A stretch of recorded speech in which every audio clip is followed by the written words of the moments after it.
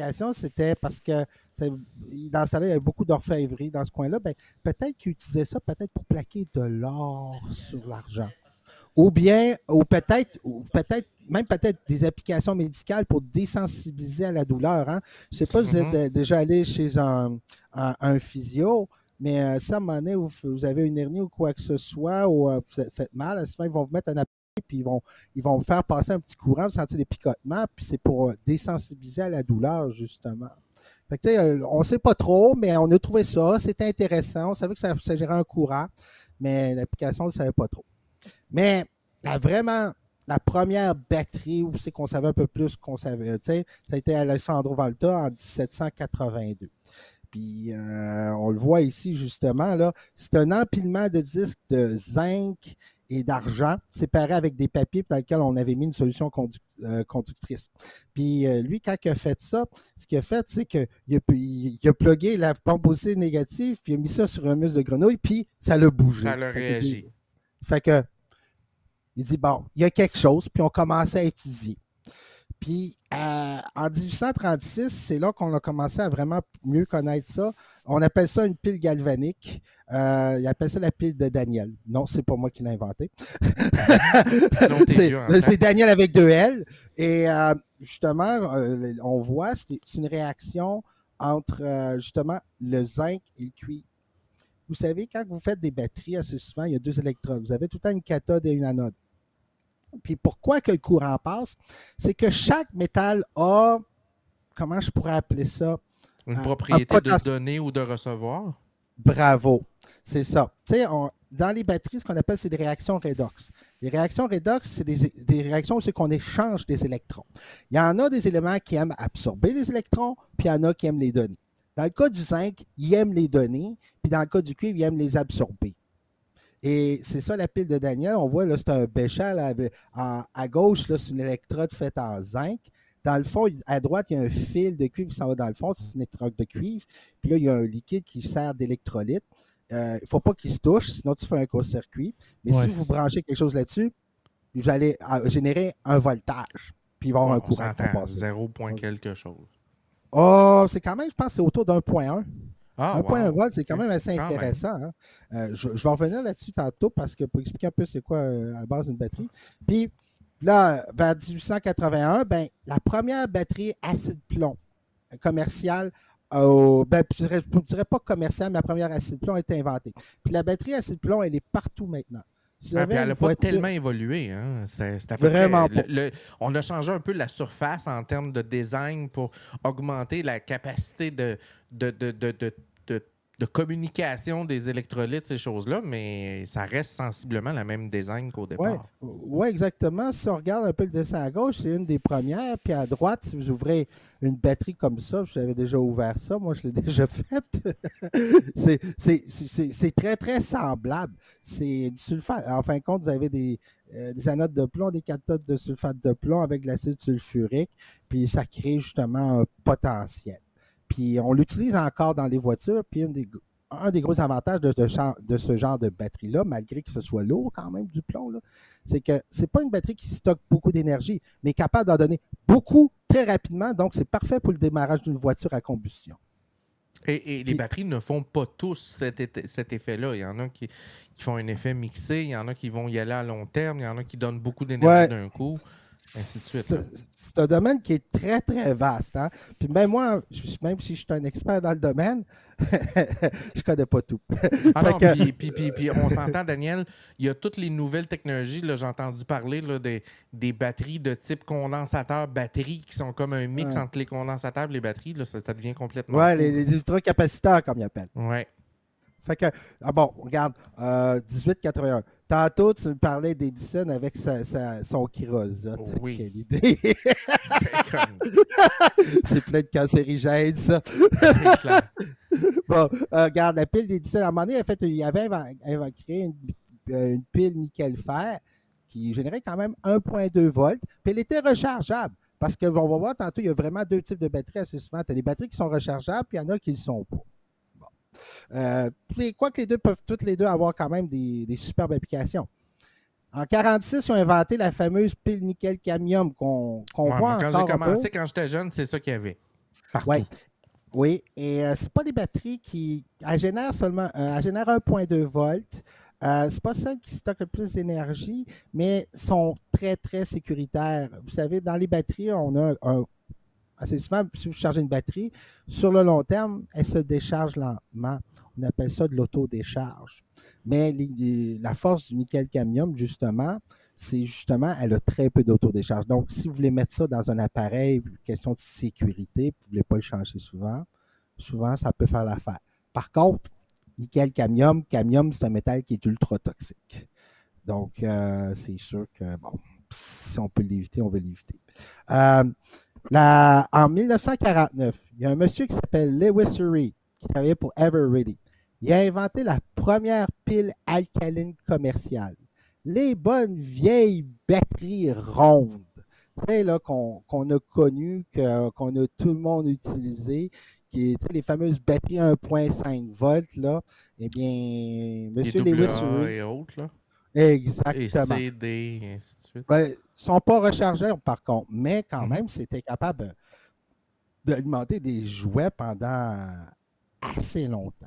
Puis là, regarde, j'ai même mis la réaction en bas. On voit le monsieur avec ses batteries. Ça fait pas si longtemps, je pense que ça fait pas si longtemps que ça qu'il est décédé. Je pense qu'il puis il a tout le temps été actif toute sa vie, cet homme-là. Il a même commencé à développer les premiers concepts pour la batterie lithium, mais il était rendu peut-être un petit peu trop vieux, puis bon, il a laissé ça à d'autres. Puis dans les années 60, on a eu la fameuse batterie nickel MH. Mhm. Ça, c'est un peu celle qui a remplacé dans plusieurs applications la batterie nickel-cadmium par M. Ovchinsky. Et lui, ce gars-là, quand on lit un petit peu sur lui, hein, c'est pas un chimiste, c'est pas quelqu'un qui a des doctorats. Il a tout appris sur le top en Wow. essayant toutes sortes d'expériences chez eux. Là. Puis il a fondé sa compagnie. Un peu comme Edison ou bien Faraday, certains scientifiques, il y en a qui sont vraiment. Qui sont des Pas- autodidactes qui partaient, il y avait un esprit scientifique, puis ils cherchaient eux-mêmes. exactement, la curiosité. Euh, Puis là, la- après ça, on a eu la fameuse montée des batteries lithium. Euh, Ça a commencé par un certain monsieur Stanley Whittingham en 1970 qui a inventé ce qu'on appelle la batterie d'intercalation. Et je vais essayer d'expliquer un petit peu. C'est que les batteries, comme on dit, je vous disais tantôt, bon, il y a un échange d'électrons, deux électrodes, deux métals différents, créent un potentiel. Mais il y en a qui ont l'idée, si on prenait une structure moléculaire, puis on poussait du lithium dedans, juste pour le stocker. Et après ça, quand on charge la batterie, ben, le lithium s'en va dans une autre électrode à l'autre bout. Puis après ça, ben, quand il se décharge, le lithium, il part de l'autre bout, puis il s'en va vers l'autre. Donc, un matériel poreux qui permettrait le transfert du lithium d'un côté à l'autre. Exactement ça. Fait que c'est lui qui est arrivé, qui a créé vraiment la première batterie de lithium avec des matériaux d'intercalation. C'était pas très, très commercialisable, mais il a quand même prouvé, il a fait une preuve de concept. Puis, en 1980, il y a un certain monsieur qui s'appelle John Goodenough, ainsi que Kiyoshi Mizushima, si je me rappelle, si je le prononce bien, ils ont pris le même concept que Whittingham, mais ils ont développé un matériel qui appelle du LiCO. En fin de compte, c'est du dioxyde de cobalt liциé. Et c'est vraiment, là, on pourrait dire, le premier matériel de batterie lithium qui a été commercialisé. Puis là, Euh, je t'arrête, Daniel, mais un des problèmes que je lis quand je lis les développements de batteries, c'est que souvent, ils vont être capables de développer des preuves de concept dans le laboratoire, c'est-à-dire, bon, on a tel métal, il produit telle réaction, on est capable d'avoir un voltage, mais souvent, le frein et le développement commercial, dans le sens qu'ils ne sont pas capables de développer des méthodes pour le mettre en pratique ou le construire ou ces choses-là. Fait que c'est eux autres, en 1980, qui sont arrivés avec, on a pris le concept de Whittingham, puis on a été capable d'en faire quelque chose qu'on est capable de mettre dans une usine, puis de développer, puis de fabriquer. C'est un peu ça, là. Exactement, ben, c'est un peu tout ce qui est côté ce que j'appelle la science commerciale. Il y a tout plein de gens dans les universités qui vont arriver avec des beaux concepts, mais si tu ne peux pas faire d'argent avec, Ça sortira Ouais, pas. c'est C'est ça. Si la complètement. machine pour l'imprimer ou le construire coûte plus cher que ce que ça rapporte, tu n'es pas capable de le mettre en marché, tu n'es pas capable de À, l'utiliser. à moins que quelqu'un trouve une nouvelle façon de le faire puis de l'exploiter autrement. Puis un autre frein que tu peux avoir aussi, ce que j'appelle, c'est la processabilité. Des fois, tu peux avoir quelque chose. Ah, ça marche! Mais le transformer, faire en sorte, tu sais, il y a des matériaux qui sont très difficilement travaillables, soit parce qu'ils sont trop dangereux, soit que les propriétés mécaniques ne sont pas là. Donc, ça peut être un autre frein aussi, hein, parce que, puis, ou bien, si c'est trop dangereux aussi, hein, si tu envoies ça Ben, sur. l'exemple des batteries nucléaires qui sont en train de développer en Chine, c'est des petites batteries au diamant nucléaire qui mettent en deux couches de céramique. C'est merveilleux. 50 000 ans avant de se décharger, mais c'est ultra compliqué à développer. Ça prend des processus de fou. Puis si tu te mets à empiler ça, tu vas avoir une affaire qui mesure 22 mètres de haut. Fait que tu fais comme OK, mais ça marche pas, là. C'est des applications comme ça, des fois, ils vont sortir commercialement, mais ça va être ça principalement pour des applications très spécifiques pour lesquelles le client va être prêt à payer un gros montant d'argent pour s'assurer d'une certaine sécurité. Y a-t-il des pays qui produisent plus des batteries que d'autres? C'est-tu centralisé dans certains pays? Oui, puis on va en parler tantôt, justement. Parce que là, je fais un peu un historique parce que je pense que c'est bon de savoir d'où c'est que ça vient. Oui. Puis là, après ça, il y a eu M. Yoshino. Lui, c'est là que vraiment la batterie lithium a été commercialisée en 91 par Sony puis Asahi Kasei. Lui, il a travaillé avec M. Goodenough justement pour trouver un moyen de commercialiser ça puis rendre ça viable. Et puis, comme on dit, parce que, comme on dit, il a pris ce que M. Goodenough, parce que M. Goodenough, il revient plusieurs fois, il a inventé 3 types de matériel de batterie dans sa vie. Puis c'est drôle pour l'avoir rencontré quelques fois, ce gars-là, il a travaillé dans son labo jusqu'à 98 ans, puis il avait toute sa tête. Wow. C'est Puis, M. puis, Goodenough, là, c'est. puis, quand tu parles de 1985-91, la première batterie lithium-ion, on parle-tu déjà en partant d'empilement de feuillets ou ça vient plus tard? Ben, tu vois, déjà, tu vois la photo que j'ai mise, c'est une batterie Mhm. cylindrique, puis c'est un empilement de feuillet, justement. OK, c'est un C'est feuillet qui juste est un enroulé empilement sur de feuillet lui-même. qui est enroulé. Exactement. OK. On va parler de ça quand on va parler de fabrication des batteries. Puis, ces trois messieurs-là, en 2019, ben, ils ont gagné le prix Nobel de chimie pour l'invention de la batterie lithium. Donc, c'est quand même un travail de longue haleine, hein, parce qu'on parle qu'on en a parlé dans les années 70, puis le prix Nobel, il est sorti en 2019. 2019. Ouais, c'est ça. Et il faut pas oublier, le prix Nobel n'est décerné qu'à des gens qui sont toujours vivants. Fait que si un des trois serait mort, peut-être que. Il n'y aurait jamais eu le prix Nobel. C'est comme Ouais, shit. c'est ça. Fait Il y a que, un de il ta faut gang qu'il qui est soit mort, toujours. sorry. Ben, sûrement pas. Peut-être qu'il aurait donné juste aux deux, mais quand Mhm. même, on attribue le Nobel tout le temps à des gens qui sont vivants. Mais bon, ça, c'était l'historique. Il y a un paquet d'autres choses dans le domaine des batteries, mais on parle beaucoup Ouais, de il y a batteries des lithium. sous-technologies de tout plein de. Tu sais, on s'entend là. Regarde, là, à un moment donné, là, sinon, on en parlerait pendant 6 heures. Mhm. Peut-être que je serais capable d'en parler pendant 6 heures, Ouais, mais ben tu bon. sais, comme les batteries hydrogène, puis tout ça, on tombe dans un Ah, autre mur, tu sais. c'est un autre domaine, ça. OK. Donc, mais les bases d'une batterie, c'est comme j'expliquais tantôt, tu sais, on parlait tantôt la batterie zinc-cuivre. En fin de compte, ça, c'est la cellule de Daniel. C'est quoi? Voyez mon pointeur? Ouais. OK. Tu sais, on a ce qu'on appelle une cathode de cuivre, une cathode de zinc, il ne faut pas qu'ils se touchent. Et ici, on met une solution de sulfate de cuivre. Et ce qui va arriver, c'est qu'à cause des différents potentiels, dans les différents matériaux, on va créer ce qu'on appelle un courant d'électrons. Comme le zinc a tendance à plus perdre ses électrons, ben, les électrons vont partir de l'anode, puis ils vont s'en aller vers le La cuivre. cathode. Les électrons vont aller là, puis il va prendre dans le sulfate de cuivre en solution, le cuivre, il n'est pas métallique. Il est en solution, fait qu'il est en état d'oxydation plus 2, puis il va absorber ces électrons-là qui sont là, puis il va aller se plaquer dessus. Puis on va mettre ça c'est un concept de laboratoire, là. On va mettre ce qu'on appelle un pont de sel pour fermer le circuit, parce que sinon, si tu ne fermes pas le circuit, hein, tu n'es pas capable de faire tourner du courant. Vous savez, je pense que vous avez tous vu l'expérience du citron. On met un morceau de cuivre, un morceau de zinc, puis on met une lumière, puis on est capable de l'allumer. Ben, c'est à peu près la même chose. C'est juste que le citron, ici, il joue le rôle d'électrolyte, justement.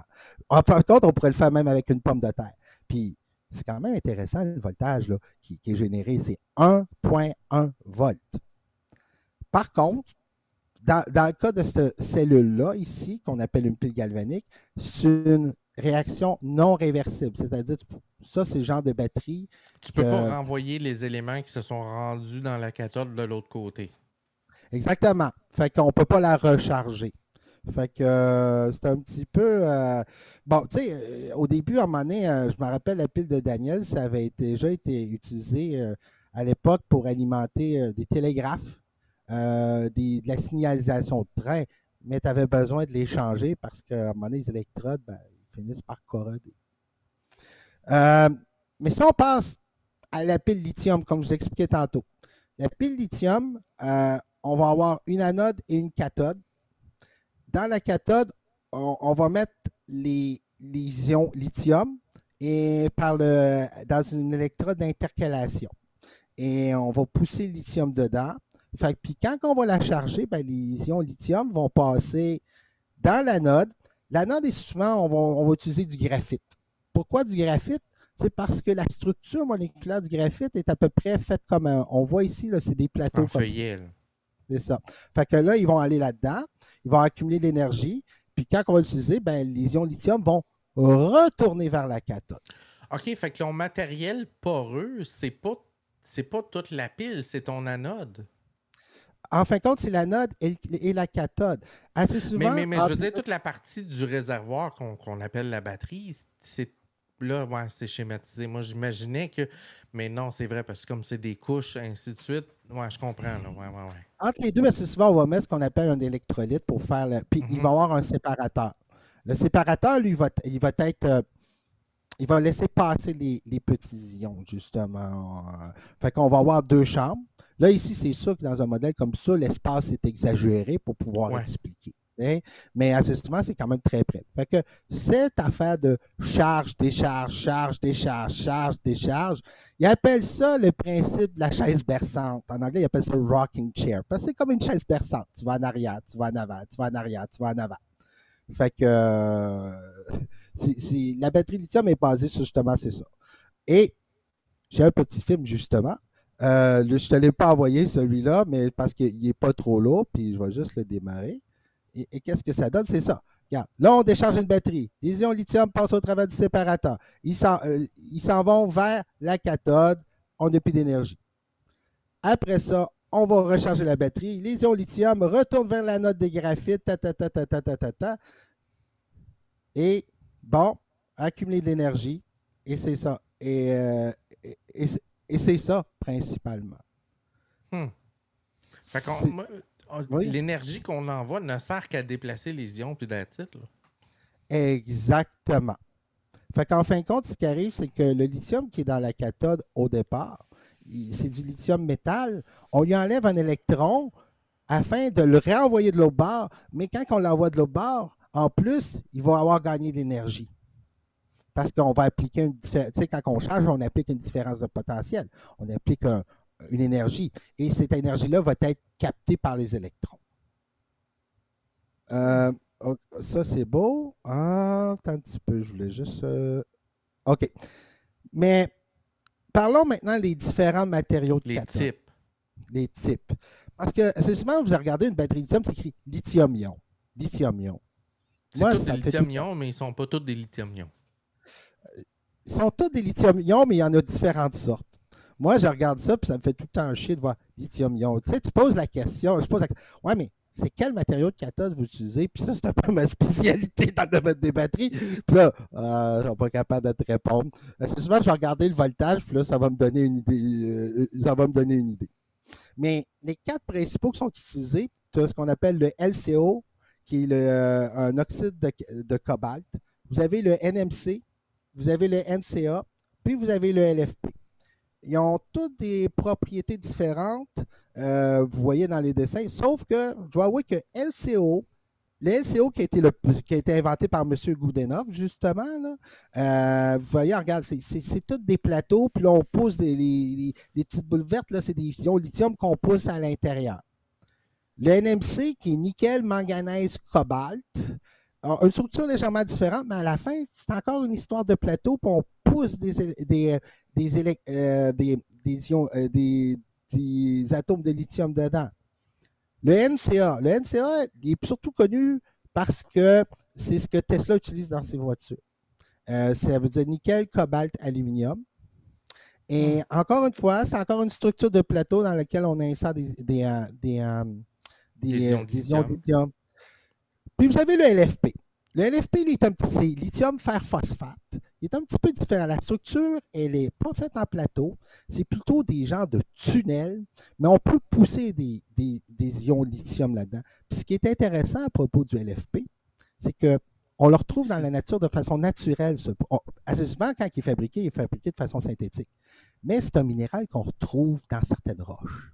Puis il y a des gens qui sont dans le temps, ils se sont dit hey, on devrait essayer ça. J'ai lu un article de géologie. Peut-être qu'il y a une chance que je puisse pousser du lithium là-dedans. Puis ils l'ont fait de façon synthétique, puis ils ont vu que ça fonctionne. C'est-tu ces batteries-là ou cette technologie-là qui permet des cycles à plus finir de débiles parce qu'ils ont la capacité d'avoir des tolérances de température absolument débiles parce que je me trompe-tu ou... Exact, mais il stocke moins d'énergie, mais on va en parler tantôt. Parce que justement, puis même je vais pouvoir vous expliquer pourquoi. Puis, regarde, quand on fabrique la batterie, là, justement, là, ces matériaux-là qu'on appelle ça, en anglais cathode material ou CAM, CAM. Comme je suis tout le temps amusé de dire au travail, comme on utilisait beaucoup un type d'alcool qui s'appelle isopropyl-alcool, IPA, puis on fabriquait de la cam, on disait hey, c'était le fun à la job. Hey, on peut boire de l'IPA, c'est la job, puis on peut faire de la cam. Mais bon, comment qu'après ça, une fois qu'on a fabriqué le matériel des cathodes, comment qu'on fabrique la batterie? Bien, on prend de la cam comme ça. Du carbone en poudre. En fin de compte, c'est pas du carbone en poudre. Parce que les matériaux de batterie sont tous noirs. Comme le carbone. Les oxydes de métal, la plupart sont tous noirs. OK. Ouais. On rajoute un solvant dedans. On rajoute un petit peu de polymère pour que ça colle. Puis on rajoute des additifs. On mélange ça, puis on obtient une genre d'encre noire. Et faite avec le matériel de cathode. Puis après ça, on prend cette encre-là. On met ça dans une machine d'induction pour faire un coating, puis on fait un coating sur un feuillard d'aluminium, puis après ça, on le fait sécher, puis on obtient ce qu'on voit à gauche, justement, ce genre de feuillard noir-là, avec un enduit noir, c'est ton matériel de cathode. C'est drôle, hein, que je suis comme marqué par la cathode, c'est une barre de métal, mais non, c'est comme on est en mode feuillet, la cathode, elle n'a pas la forme d'une barre. Exactement. Ici, la feuillard d'aluminium, c'est ça qu'on appelle de collecteur de courant. Ça permet de créer la connexion électrique, mais le matériel est en surface. Et ça n'en prend pas tant que ça. C'est fou comment ça peut stocker autant d'énergie avec si peu de matériel à la surface. Hein. C'est assez impressionnant. Même moi, ça fait longtemps que je travaille dedans, j'en reviens jamais. Je vais parler de la cathode. Pour l'anode, justement, qui est assez souvent, ça va être un feuillard d'aluminium ou de cuivre dans le cas du NMC. C'est à peu près le même procédé, sauf qu'on prend du graphite. Même, il y a des gens qui commencent à utiliser du graphène. Là, on va réveiller les conspirationnistes. Là.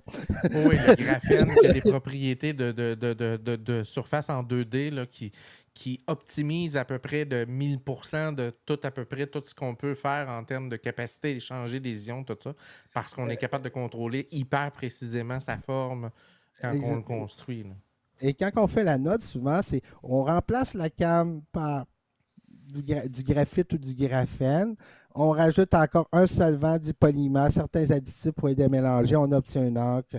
Puis là, on fait un autre feuillard sur lequel on a enduit du graphite ou du graphène. Mais le graphène il est encore un peu cher. Hein.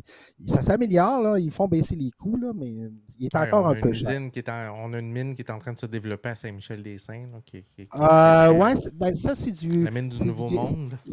Ouais, mais ça, c'est du graphite naturel, Mhm. mais c'est pas du graphène.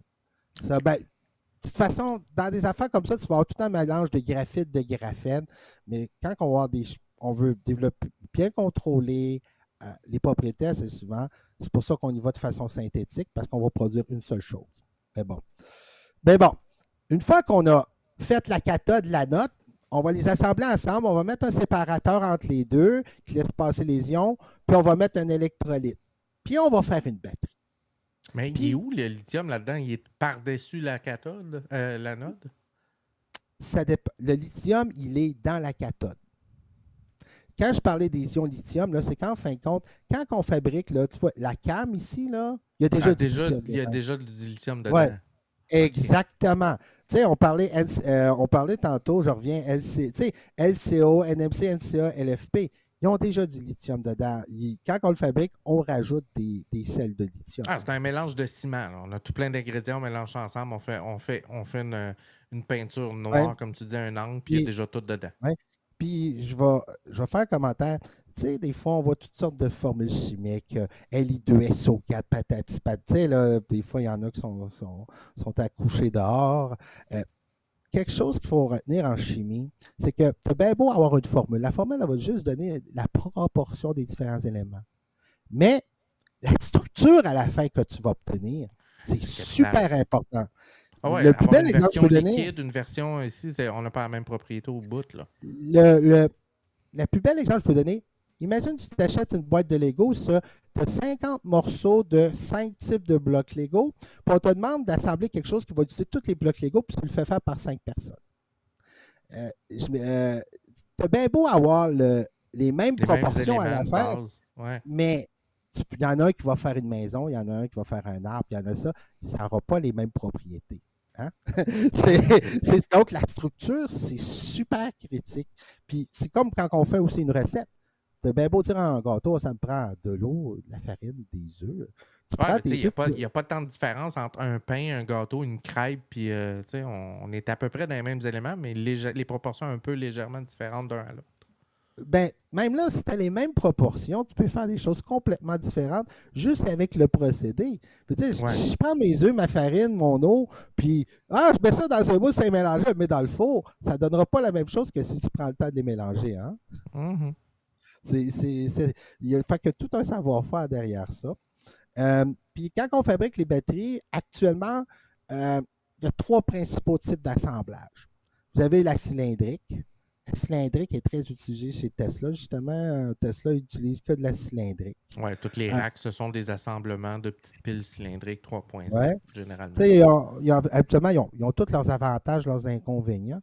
Vous avez la pochette, ou comme en anglais, on va appeler la pouch. Ce qui est dans les C'est cellulaires. ben, c'est celle qui gonfle, malheureusement. Mhm. Assez souvent, ça va être juste un assemblage carré de anode, cathode, ça va être anode, séparateur, cathode, séparateur, anode. Bon, ça va être comme un genre de millefeuille, puis on va faire sortir deux électrons. C'est peut-être l'un des assemblages les plus faciles à réaliser. Et, on le voit quand même de façon assez commune. Dans les laptops aussi, on le voit. Ouais, laptop, batterie, caméra, name it, là. Exactement. Puis vous avez la prismatique. Euh, Juste pour vous donner une idée à quoi ça ressemble, j'ai pensé à ça. Justement, si on regarde une cylindrique, justement, là, c'est comme le séparateur, puis là, vous avez l'anode, la cathode, l'électrolyte, puis vous enroulez ça dans un cylindre. Fait que ça vous donne l'électrode. Et, c'est quand même, on peut voir quand même, c'est pas si simple que ça. Il y a quand même beaucoup de technologie là-dedans parce que, bon, après ça, une fois Tu que as tu as besoin enroulé d'avoir un ça, contrôleur de charge intégré et tout ça dedans, là. ça dépend. Assez Ça souvent, on dépend. va pas voir ça. On va pas voir ça dans les cylindriques et les pochettes, mais on va plutôt les voir dans les prismatiques parce que tu as l'espace pour le mettre. Mais quand même, tu sais, on voit ici gasket, insulator, can, cathode. Il y a même un safety vent. Tu sais, il y a une valve de sécurité parce que moi, on a entendu parler, des fois, ça prend Des feu. emballements. C'est ça, les emballements thermiques, ou on entend aussi thermal runaway. Fait que tu veux pas que ça explose, fait que tu mets une super de sécurité. Fait que oui, ça va faire un feu spectaculaire, mais au moins, elle n'explosera pas. Fait que bon, tu sais, tu as la pochette qu'on voit qui est un peu genre de millefeuille avec les séparateurs. Puis la prismatique, assez souvent, on va voir, ils vont prendre un long feuillard, puis là, ils vont le rouler dans une forme ovoïde, là, comme ça. Et après ça, ils vont le mettre dans un casing. Il y a différents avantages, inconvénients. La pochette, c'est la plus simple. La cylindrique, là, j'aurais dû me faire un dessin, mais quand vous les mettez côte à côte, là, c'est il y a tout le temps de l'espace entre les batteries, puis c'est de l'espace perdu. Hein? Par contre, si vous avez besoin d'une application, c'est qu'on a besoin de refroidir de façon efficacement les batteries. Ben, Tu peux faire circuler un liquide entre les piles, ce qui est plus facile pour ceux-là que pour d'autres. J'ai même pas besoin de le dire, tu es très renseigné. C'est bien. C'est bien ça. Mais tu vois, alors que la prismatique, ben, pour des affaires un peu plus complexes, on peut mettre des systèmes de contrôle de charge. Puis tout dépendamment du type de chimie, on va voir tantôt que On va voir ça dans des UPS ou dans des endroits où on veut donner des charges à long terme puis qu'on ne veut pas s'en occuper. Puis... Ou bien on veut contrôler combien de courant qu'on sort, pas trop. Parce que certaines batteries, si on sort trop de courant en même temps, ils vont prendre en feu. Ils ne sont pas toutes égales, ils ont tous leurs avantages et leurs inconvénients. Là, j'ai monté un petit tableau qui explique, qui compare différentes chimies couramment connues. La LCO, si je mets CLFP, c'est en fin de compte, c'est pour carbone. Parce que le LFP, je n'ai pas mentionné, un des gros défauts quand ils l'ont inventé, c'est qu'il était très peu conducteur. Donc, c'était très difficile de mettre du lithium dedans. Puis à un moment donné, il y a quelqu'un que je connais qui a une idée. Hey, on va mettre en fin de compte, ils l'ont laissé sur un morceau de plastique, ils l'ont chauffé, ça a rajouté du carbone dioxyde, puis ils ont testé. Hey, ça marche, j'ai une bonne conductivité. Tu sais, un accident. La belle histoire à l'Université de Montréal. Puis c'est pour ça que maintenant, quand on fait du LFP, on rajoute du carbone. Fait qu'on voit par exemple, le LCO, le NMC, puis le NCA donnent à peu près le même voltage à la sortie. Le LFP, par contre, lui, donne un petit peu moins de voltage.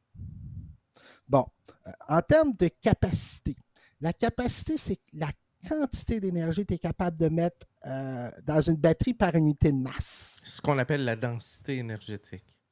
Ouais, on pourrait appeler. Ouais.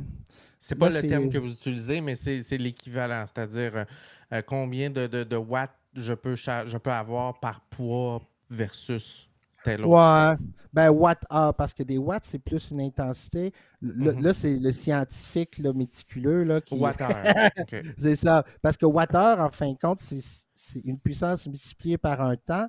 Donc, ça va te donner, du coup, une charge. Densité, ouais, OK. Enfin, en anglais, ils appellent ça specific capacity.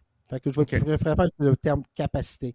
On voit celui qui stocke moins d'énergie, c'est le LFP. Et vous avez le LCO qui a été le premier inventé, qui stocke énormément d'énergie, puis le NCA aussi, puis le NMC, c'est quand même assez semblable. En termes de cyclabilité. C'est là que la différence se joue, solide. Là. Ouais. La cyclabilité, la définition, parce qu'il n'y a pas vraiment de standard. C'est un des gros problèmes de mettre des batteries. Il y a encore très peu de standards. Mais ça va venir avec le temps. C'est combien de cycles de charge que ça prend pour perdre 30% de ce que j'étais capable de stocker au début. OK? Perte de 30%. On voit que le LFP, c'est merveilleux. 6000 cycles. Celui qui stocke le moins d'énergie, mais il est capable de... Long terme, c'est parfait. Donc, le NMC, le NCA, c'est semblable. Et le LCO, un petit peu moins. La température d'emballement. Oui. Ça, c'est... OK. Quand vous déchargez une batterie... Elle chauffe. Ça chauffe. Pourquoi? Parce qu'il y a une résistance interne à l'intérieur de la batterie. Fait que vous faites passer des électrons. Fait que, il y en a certains électrons qui vont se cogner à un atome, puis ils vont être transformés en chaleur. Si la batterie atteint cette température-là, on va commencer à avoir ce qu'on appelle une réaction d'emballement. La réaction d'emballement, c'est que, comment je pourrais dire? Ça ici, c'est les températures à lesquelles c'est commencé. C'est là que vous allez avoir. C'est en Fahrenheit, là. Non, c'est en Celsius. En Celsius, OK, c'est pas beaucoup. C'est là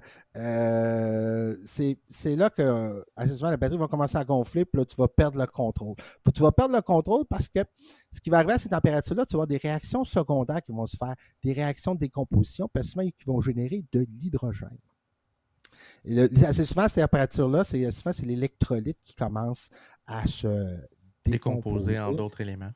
Oui, puis ces électrolytes-là, c'est ça peut être assez toxique, ces affaires-là, quand ça brûle. Et ce qui arrive, c'est que tu as la réaction secondaire qui va générer plus de chaleur, qui va accélérer la réaction, puis l'accélération de la réaction va faire générer encore plus de chaleur, qui va accélérer la réaction, qui va générer encore plus de chaleur, puis là, pouf, là, tu as perte de contrôle. C'est pas une réaction nucléaire, là. Mais c'est une réaction en chaîne. Puis après ça, il y a le coût. Le coût, ça on regarde, ici c'est en US $ par kilowatt-heure que tu peux générer. Puis ça, c'est les prix de quand même 2023. On voit que le LFP, c'était le moins cher. Le NMC, après ça, c'est le NCA, puis après ça, le NMC. Puis le plus cher, ça reste le LCO. Et c'est drôle à dire, le LCO est encore utilisé puis dans certains cellulaires. Parce que justement, ça permet de stocker le plus d'énergie. Puis des fois, pour des raisons de marketing, ils décident d'aller pour ça. Parce qu'ils sont capables de dire hey, mon téléphone dure plus longtemps que le tien. Plus de batterie. Exactement. Fait que, tu sais, j'ai résumé un petit peu les avantages. Tu sais, le LCO, regarde, forte capacité, voltage très stable. On va en parler un petit peu tantôt. Le temps de. Sa dégradation, elle a une courbe de dégradation qui est plus linéaire versus un autre qui va avoir un plateau, exemple, qui va tomber. Pas linéaire, plus rapide. Plus rapide. Oui, c'est pas le matériel qui. Puis fais attention au niveau de la charge-décharge, ça peut se dégrader assez rapidement. Dans le cas du LFP, en fin de compte, elle a un temps de vie quand même qui descend, mais ça reste quand même cher parce que le cobalt, c'est un métal qui coûte cher. Hein? C'est souvent le cobalt, tu en as très peu de mines de cobalt. Souvent, le cobalt, c'est tout le temps trouvé comme un genre de produit secondaire dans les mines de nickel. Fait que ça fait que c'est un métal qui est plus rare. Donc, coût élevé. La stabilité thermique n'est pas tellement bonne non plus, parce que la température d'emballement thermique est plus basse que les autres. Puis, il y a des préoccupations environnementales parce que, je ne sais pas, la principale chose... à traiter une fois qu'on ne s'en sert plus, puis à séparer les produits, puis à en faire quelque chose. Non, c'est plutôt... En fin de compte, il y a l'idée que les principales sources de cobalt sont dans des pays où c'est qui s'en foutent des préoccupations environnementales, puis qui exploitent des enfants pour extraire le minerai. Fait que c'est sûr qu'on essaye. C'est pour ça qu'à un moment donné, on va voir avec le NMC, il y a quelque chose pour régler ça. Dans le cas du LFP, très sécuritaire.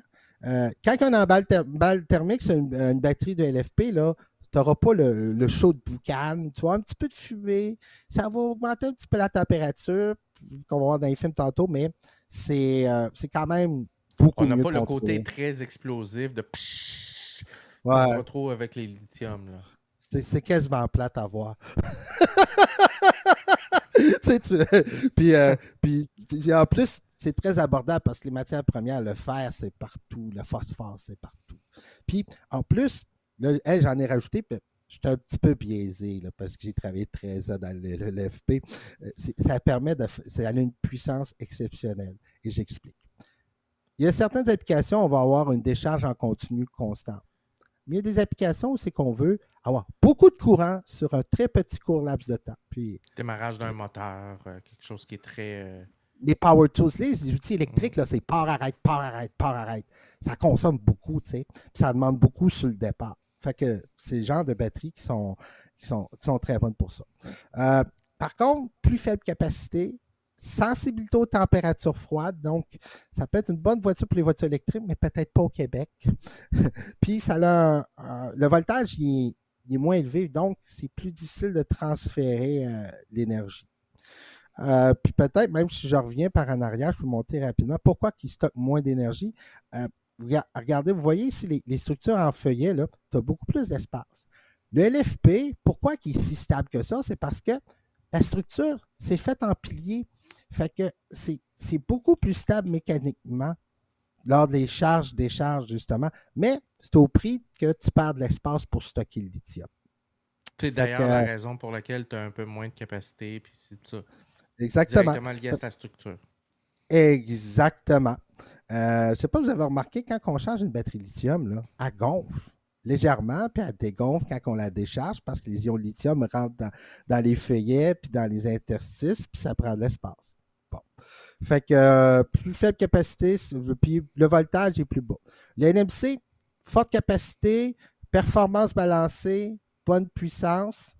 Des avantages, les coûts, parce que tu utilises toujours du cobalt, du nickel aussi, c'est beaucoup plus cher. Stabilité thermique plus limitée que le LFP, puis perte de capacité plus rapide que le LFP. En fin de compte, le NFC se situe entre le LFP et le LCO. Puis vous avez le NCA qui donne un petit peu moins de voltage, bonne capacité, forte capacité, bon temps de vie le NCA aussi. En termes de puissance, c'est quand même pas si pire. Il n'est pas aussi bon que le LFP, mais il donne meilleure puissance que le NMC. Faible, mais par contre, si on regarde la température d'emballement, c'est quand même, c'est pas la meilleure. Le coût des matières premières, puis le NCA, le défaut aussi qu'il se dégrade plus rapidement.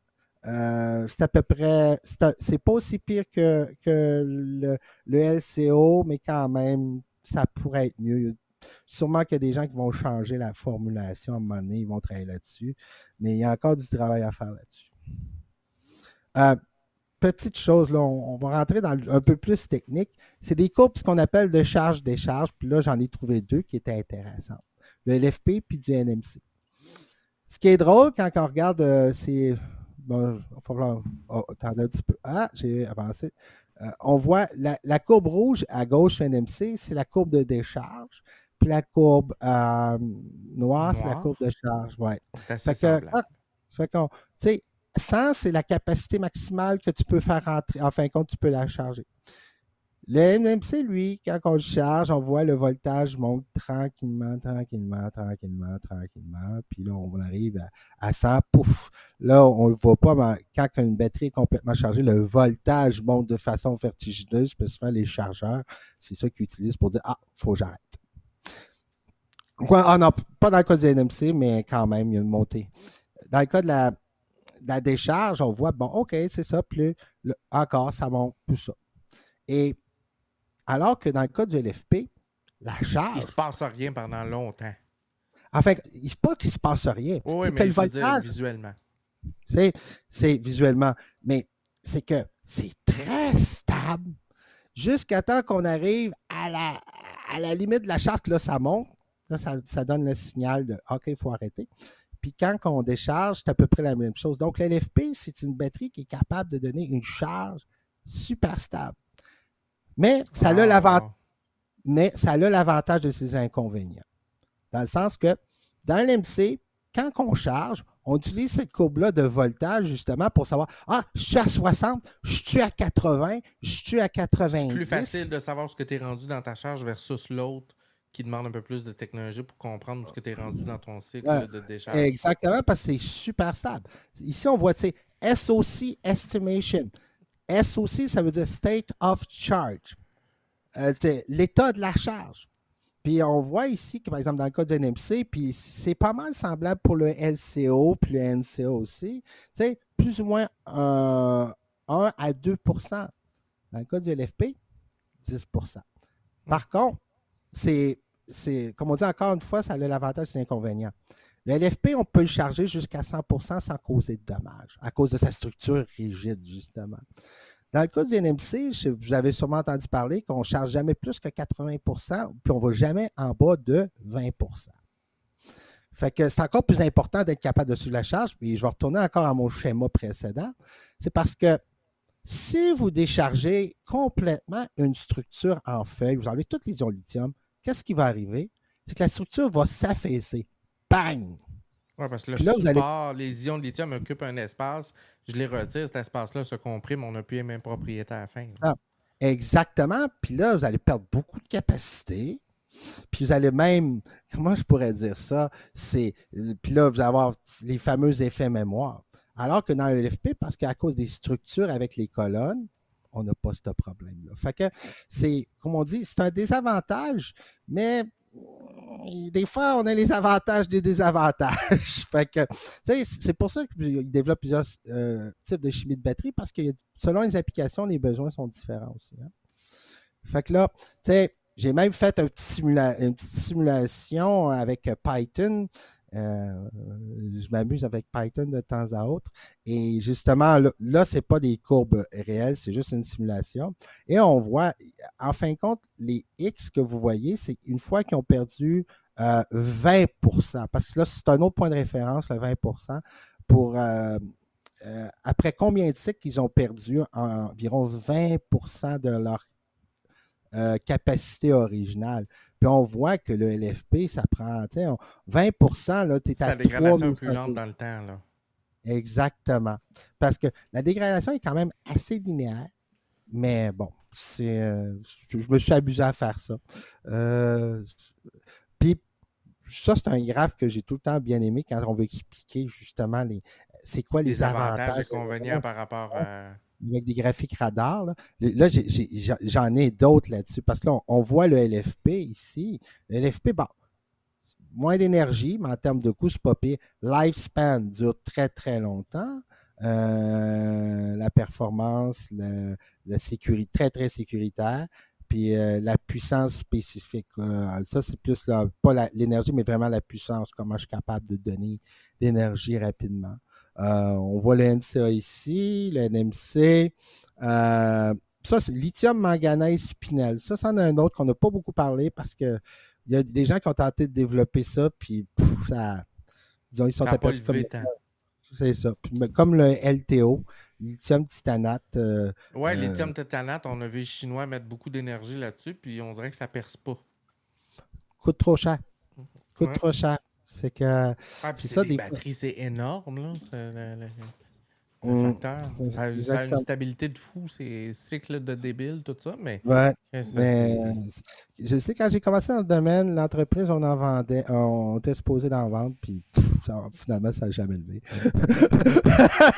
on avait une équipe de marketing qui a fait des beaux documents, puis ça n'a jamais levé. Bon. OK. Maintenant, si on parle de marché, c'est qui les principaux fabricants, justement, de batteries lithium? On va vous le dire, c'est l'Asie. On s'en fait. Principalement les Chinois. CATL détient 37% du marché mondial de la batterie lithium. C'est énorme. C'est énorme. Après ça, tu as BYD. Eux, ils font des voitures et ils font des batteries. Ça, c'est les données de 2024, oui. Fait que, tu sais, déjà, juste à ces deux-là, puis sûrement dans le haut qu'on voit en haut ici, là, ben, il y en a d'autres Chinois. Donc, juste à eux, là, ils font... 60%, ouais, à peu près. Non, ils font 50%. Ouais. BYD, c'est 50%. Là, tu as LG Chem, tu as Panasonic. Panasonic, ils font principalement pour Tesla.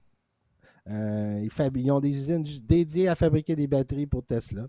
Tu as Samsung aussi, qui, en fin de compte, donc, tu as un japonais, deux coréens, puis bon, tu as l'autre 25, c'est très diversifié.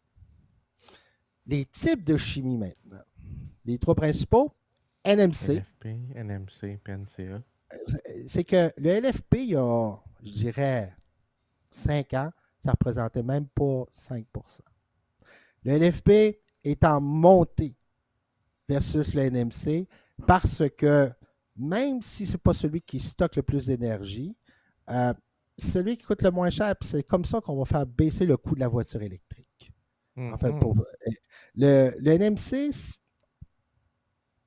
moi, de ce que je vois, on a vraiment, en termes de prix, atteint un genre de plateau.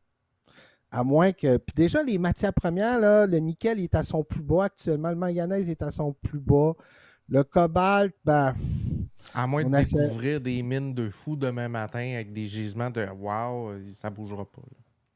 Là. Puis même là, c'est déjà quand Peu, même le peu nickel probable. actuellement. Ils sont en train de fermer des mines de nickel parce que le prix est trop bas. Donc, c'est un peu. Fait que le LFP est en montée, puis même, pour vous donner une anecdote, je sais, l'usine où je travaillais à Candiac, ils font du LFP. Et ben, on fait. Il y a eu tout plein de changements de main. Et il y a 7-8 ans, on disait ah, vous, dans LFP, vous n'avez aucune chance, vous allez mourir. Ouais, c'est pas ce qui se passe. Euh, ouais. Puis c'est ce que Norvolt avait décidé comme techno? Non, eux autres, ils s'en allaient en MC Ah, parce qu'ils n'aiment pas le LFP. Tout le monde, beaucoup de compagnies européennes, puis c'est pour ça qu'actuellement, il y a un ralentissement dans le domaine des voitures, des technologies de batterie. Premièrement, il y a un surplus, principalement à cause des Chinois qui ont produit à plein, puis ils commencent à faire du dumping. C'est connu. C'est leur stratégie. Le gouvernement les subventionne à plein, ils produisent à perte, ils inondent le marché, puis ils essaient de tuer la compétition. Puis selon une loi internationale, c'est interdit, mais selon un bon c'est québécois, encore là, lisse.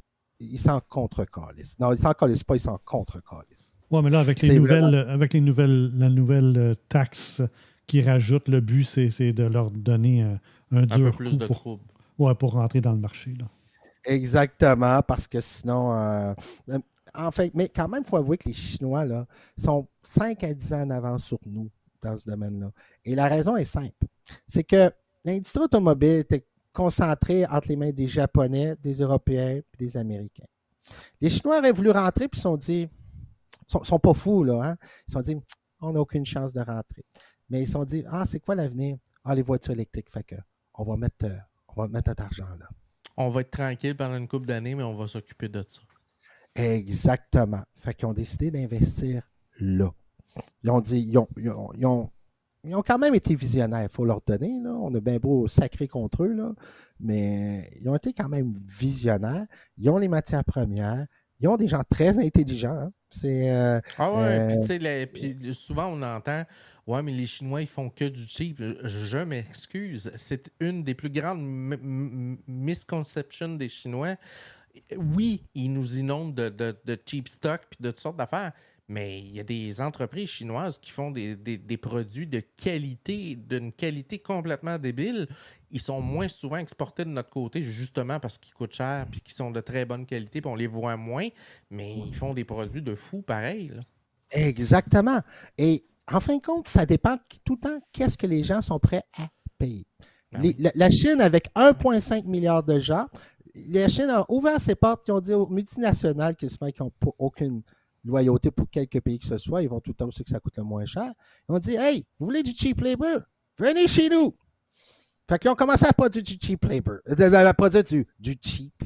Puis il y a beaucoup de compagnies ont été là pour produire du cheap, mais ça ne voulait pas dire qu'ils n'étaient pas capables de faire des moi, choses de j'achète meilleure des lampes de qualité. poche, des lampes de poche au light. Puis c'est dans les meilleurs du marché en termes de type de lampe de poche, de résistance, de comment ils sont fabriqués, tout ça. Ils sont à peu près pas battables. Fait que, tu sais, ils font des produits, des fois, tu fais comme wow. Non, ils sont capables de faire des produits de très haute qualité à condition que tu payes le prix. C'est ça. C'est parce que la qualité, c'est sûr. Mais bon, ça regarde. Là, on voit l'India, 15%, au 10%, le lithium manganèse 5%, puis même là, je pense qu'ils ont été un petit peu généreux. Ils ont été un petit peu généreux. Puis, par rapport aux batteries lithium, c'est quoi le futur? C'est quoi je pense, les principaux défis? Peut-être vous avez entendu parler la batterie sodium-ion. Hein? C'est en fin de compte, le sodium, c'est le tableau périodique, c'est l'élément qui est juste en dessous du lithium. Et bon, s'il est en dessous du lithium, ça veut dire qu'il y a des propriétés sûrement chimiques très, très similaires. Puis en plus, le sodium, il est partout. Hein? Ouais, ça, c'est pas compliqué. On en aurait pour autant qu'on l'a vu. Exactement. Tu sais, beaucoup moins cher à extraire, omniprésent. Le principal défi avec la batterie sodium-ion, c'est sa puissance limitée. Parce que l'ion sodium est une fois et demie plus gros que l'ion lithium, quand il se promène dans la batterie, ce qu'on appelle la diffusion, il diffuse beaucoup moins bien. Fait que on voit que probablement ça va peut-être quelque chose qui va être Mais utilisé pour. Oui, question que je me pose, parce que tu sais, dans tout développement technologique, on commence toujours par développer quelque chose de manière un peu grossière, un peu botchée. Fait que les premières batteries étaient architecturalement, au niveau de la matière, étaient assez de base, un feuillet, c'est ça.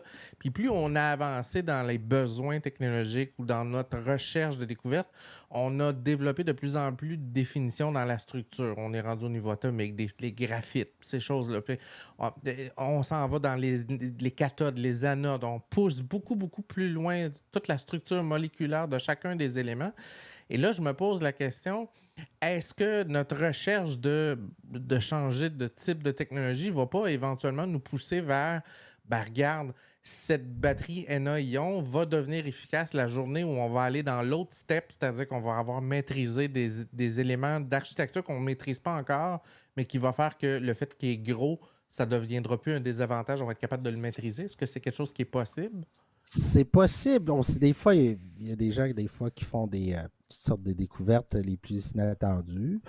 Par contre, ce qui est le plus probable, c'est que à cause de sa faible diffusibilité, ça c'est très très difficile à changer, c'est que les applications ne seront pas nécessairement vers les voitures C'est pas électriques. grand public, tout le monde. Mais tu sais, les unités de stockage, là, des fois, tu as besoin de batteries qui réagissent vite avec en arrière un réservoir qui est capable de fournir. Puis sûrement que ça serait très bien pour ça. Tu Genre sais, centrale les solaire ou ces affaires-là. solaires ou les éoliennes, tu sais, on veut juste stocker quelque chose parce que tu sais, l'éolien, ça ne tourne pas tout le temps. Hein. Mhm. Donc, ce qu'on fait, c'est qu'on fait une banque d'énergie puis on le stocke dedans. On s'en sert quand ils ne vendent pas ou la Ouais, nuit ou whatever. ouais. Il y a la batterie tout solide. Ouais, Et la ça, batterie Hydro-Québec est à côté là-dessus. Là. C'est comme eux autres, dans leur tête, c'est le futur. C'est le futur projet chez Hydro-Québec à plusieurs endroits, je dirais. C'est que, en fin de compte, tout solide, quand on parle de tout solide, c'est surtout l'électrolyte qui est à l'intérieur. On veut remplacer l'électrolyte qui est. Tu sais, ici, tu le vois, le LiPF6, quand ça brûle, ça génère des ions fluoreux, c'est super toxique, c'est super corrosif. C'est pour ça qu'un feu de lithium respire pas ça. Tu vas Mhm. massacrer les poumons. C'est pas des grandes quantités, là, mais quand même. Donc, on veut éviter ça. Et utiliser une batterie tout solide, ça viendrait réduire aussi de beaucoup les emballements thermiques, puis ça améliorerait beaucoup la sécurité. Puis, les deux principales approches, moi, ce que je dis, tu as l'école d'Hydro-Québec, puis tu as l'école de Stanford. L'école de Stanford sur la côte ouest, les autres, ils préfèrent utiliser des céramiques, mais Ouais, comme c'est puis des gens qui Hydro-Québec sont sont plus dans les polymères. exactement. Et à Stanford, justement, c'est parce que tous ces gens-là, souvent, arrivent du domaine du semi-conducteur, ceux qui sont habitués de travailler avec des céramiques. Les céramiques, c'est bien beau, mais quand même, la part des céramiques ne sont pas très conductrices, mais ils sont en train de travailler pour améliorer la propriété de conductivité. Puis un autre problème avec les céramiques, c'est le côté mécanique. C'est très cassant. Fait que si tu veux créer un enduit céramique, puis après ça, tu veux, je sais pas moi, faire une batterie cylindrique, c'est pas évident. Hein? Fait que c'est l'inconvénient. Dans le cas des batteries polymères, comme on voit chez Hydro-Québec ou bien chez Blue, en fin de compte, il y a une compagnie qui en fabrique à Boucherville qui s'appelle Blue Solution. Anciennement Avestar, ben, je ne rentrais pas dans cette histoire-là. Je connais des gens qui ont travaillé là, puis c'est. Oh boy, j'aurais pas voulu être là à cette époque-là. C'est quand la politique s'en mêle, là, parce que Ah non, c'est c'est pas drôle. Hydro-Québec, malheureusement, quand tu travailles là, c'est ultra politique. Hein. Puis, c'est la mise en forme du polymère. En fin de compte, c'est des polymères qui ont développé eux-mêmes. C'est des formulations maison. Puis la mise en forme n'est pas facile non plus. Fait que, il y a d'autres défis justement pour ça. Mais le tout solide, justement, c'est principalement pour améliorer la sécurité. Euh, un autre défi, faire baisser le coût des batteries. Parce que actuellement, pourquoi il y a des ralentissements dans l'industrie, là, je pourrais dire depuis 6 mois, c'est parce que tous ceux qui ont les moyens de s'acheter une voiture électrique, Ils l'ont fait. ils l'ont fait pour la plupart, puis non même peut-être une ou deux. Fait que là, ce que j'appelle Monsieur Tout-le-Monde, la classe moyenne n'est pas capable encore vraiment de se l'acheter, à moins que tu sois un passionné et que tu décides de mettre de côté. Fait que il faut faire baisser le coût. Je disais tantôt le NCA puis le NMC, je pense qu'on a atteint un genre de prix plancher, ça va être difficile d'aller beaucoup plus bas. Fait que là, il faut se concentrer sur LFP qui est déjà pas cher. Oui, tu n'auras pas une charge pour faire 900 km. Mais comme on dit dans l'industrie, peut-être que c'est LFP... un give and take. Là, tu vas payer 15 000 de moins sur le prix de ta bagnole, mais tu vas recharger un peu plus. Oui, puis Monsieur Tout-le-Monde, c'est combien de kilomètres qu'il fait par jour en moyenne? 45 km. Exactement. Fait que as-tu vraiment besoin d'avoir une recharge de 900 km? Non. Non.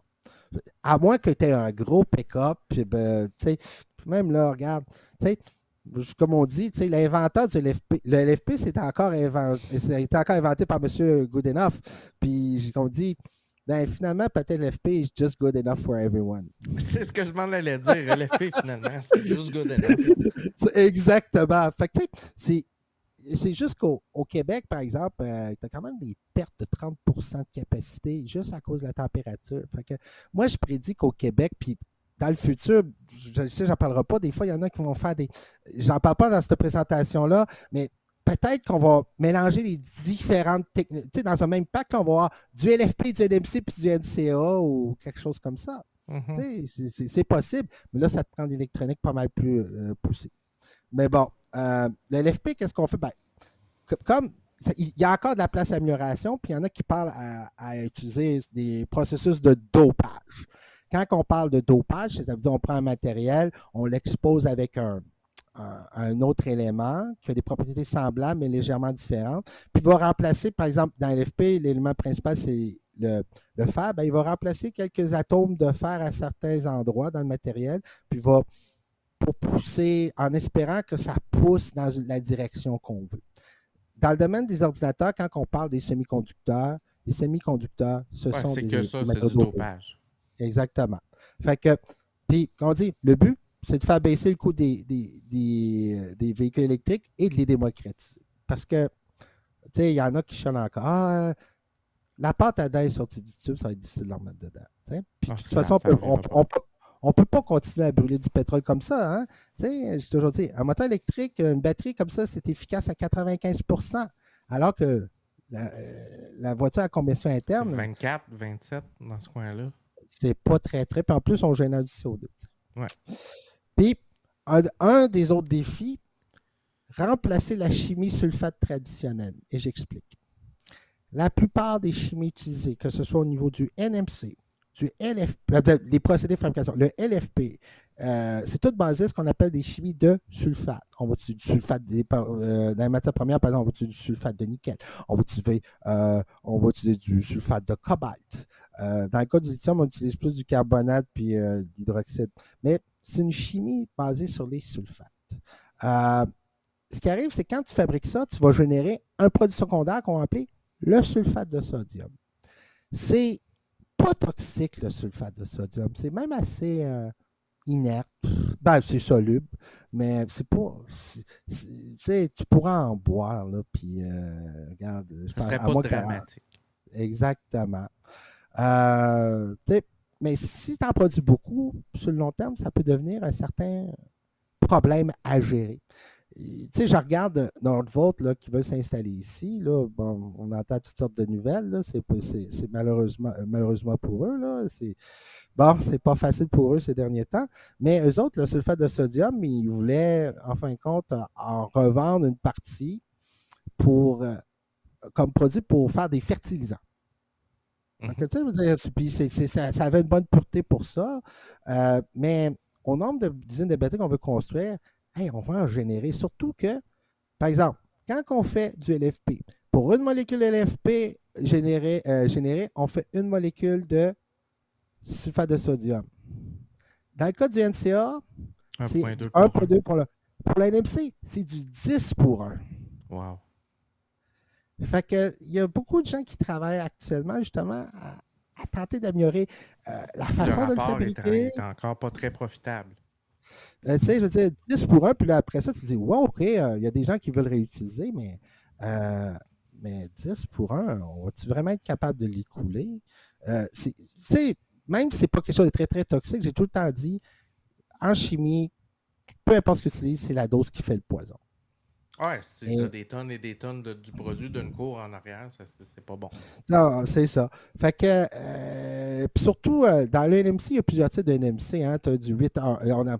On appelle ça, on leur donne des numéros. Quand on dit 8 en 1, ça veut dire dans la charge métallique, tu as 80% de nickel, 10% de manganèse, puis 10% de cobalt.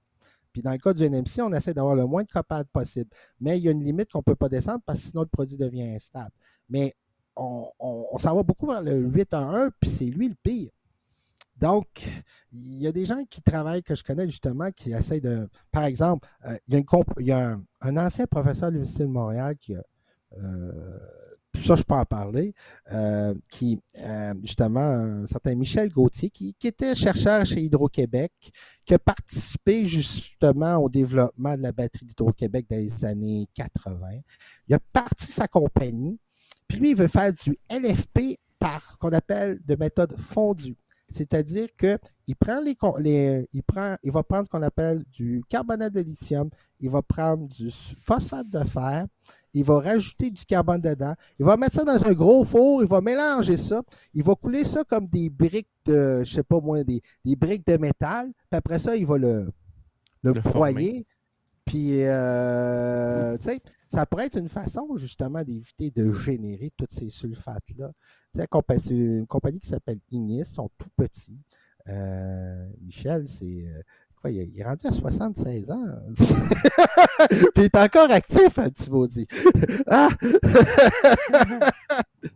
C'est À un moment donné, complètement c'est. débile, tout le côté de développement qu'on fait, mais je me demande, on fait-tu les bons choix au Québec? Je suis plus sûr.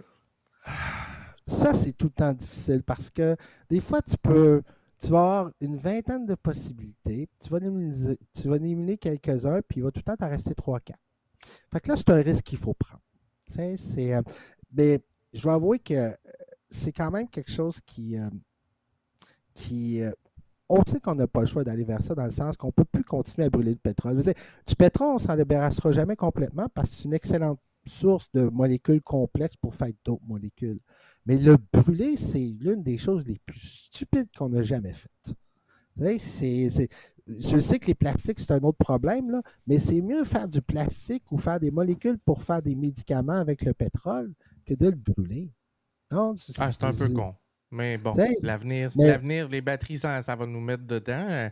Toi, tu travailles-tu encore dans le domaine ou ben là, en fin de compte, ça veut dire, j'avais perdu mon job, mais je suis parti de ma compagnie de consultation. Oh! Les 3 dernières semaines, oui, ils ont été très, très juste fait contacter. Fait que j'ai parti OK, fait que tu ma te compagnie de consultation. réorientes solide, c'est bien ça. Eh oui. Fait que, bon, on va dire, l'autre endroit où je travaillais, le ralentissement n'a pas fait du bien, mais j'ai décidé de partir à mon compte. Puis, je suis en train de faire de la consultation un petit peu partout, là. J'ai 2 clients aux États-Unis, un en Europe, 2 au Canada. What?